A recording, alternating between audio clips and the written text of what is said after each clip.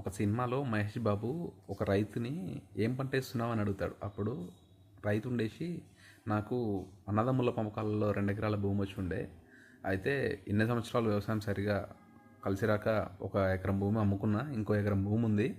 So ఈ సంవత్సరం కూడా ఏదో ఒక పంట వేద్దామని దున్నుతున్నా అని చెప్పేసి అని అంటాడు. సో ఈ సంవత్సరం కూడా వర్షం రాకపోతే ఏంటి పరిస్థితి?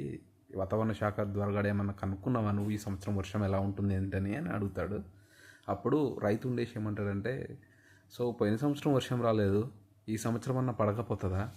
ఇన్కేస్ ఈ సంవత్సరం వర్షం రాకపోతే ఏముంది, నేను కూడా 2 చుక్కల మందు తాగేసి ఆ దేవుడి దగ్గరికే పోతాను అని చెప్పేసి అంటాడు.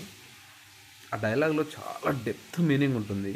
సో రైతులకు కనీసము మన వాతావరణ శాఖ వర్షాలు ఏ విధంగా వస్తాయి ఏంటని ప్రాపర్ కమ్యూనికేషన్ లేకపోవడం, నేను కూడా ఊర్లో చాలా ఇలాంటి విషయాలు